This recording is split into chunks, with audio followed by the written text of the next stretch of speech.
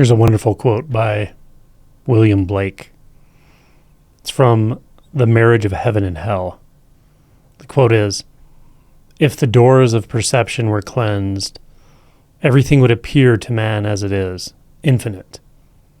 For man has closed himself up till he sees all things through narrow chinks in his cavern." Of his cavern. First of all, I just want to point out the brilliance of the last sentence. You often hear the first one quoted, but the second sentence is actually just so brilliant that we really only perceive reality through chinks in our own cavern. What is your cavern? What cavern do you live in? What cavern do you lock yourself up in? What are the walls made of? Think how familiar that is, that internal space, the internal world of you, your life, your problems,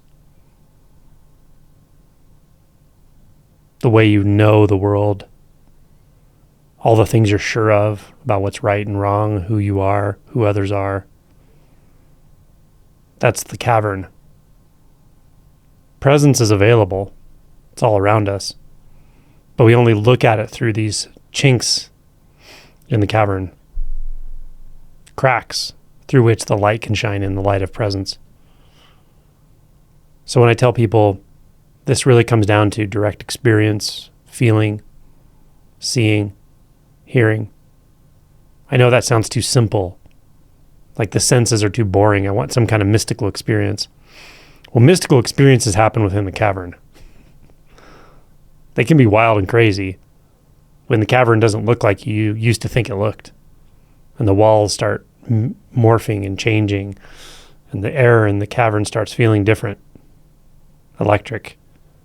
And the ways you know the cavern start to change and alter. But you're still in the cavern. You may even die in that cavern, but you're still in the cavern. Yeah.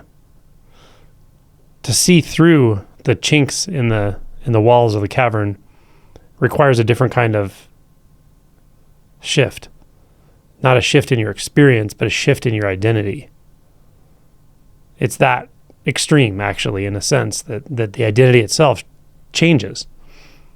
Or you see, you feel, you detach from what, let me say it this way. You see and feel something actually change about the way you experience yourself. Or another way of saying it is you detach from the binding of what felt like that small identity that said the only way you can exist is inside this cavern, inside this internal world. That's the only way you can possibly make it. You can exist.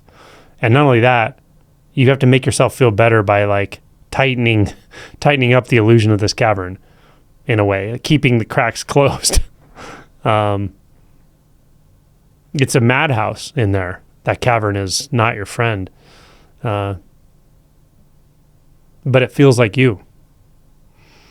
So the shift in identity is when something detaches from that. It's like the binding of it is not so binding suddenly, and you experience yourself in a very different way, a vast way.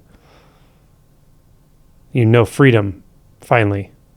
Freedom from all that thought, perception, doubt, psychological fear, anxiety. Realizing none of that was you. It felt so uncomfortable because you thought it was you. Now you see that it was never you. You're starting to see through those chinks in the cavern, see the light shining through, the light of presence. But that's only the beginning. It's only the beginning as you start to walk up and put your eye next to that crack, that chink, that hole, and start to see more clearly what is presence. What is the nature of reality? Not presence as some idea, right? Because an idea is just more of that cavern. More, you're just kind of painting the walls a different color by changing the name of them. That's not what I mean. This presence I mean is just a word. It's a placeholder for something that is not bound by mind, thoughts, belief. Something that is not even bound by the perception of form, the perception of distance, coming, going, birth, and death. It's beyond all that, or free of all that. And now you start to have an experience of that as you peer through the chink in the armor or the cavern wall. At some point, you'll have an opportunity to leave the cavern. Then you'll see what it means that the doors of perception are cleansed. Cleansed of the cavern, cleansed of the illusion, cleansed of the veil that we're so identified with that we hide ourselves within it. Cleansed of that, then everything will appear as it is, infinite. I'll even say non-dualistic. I'll even say eternal.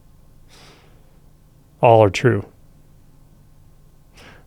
I'll also say free of any inherent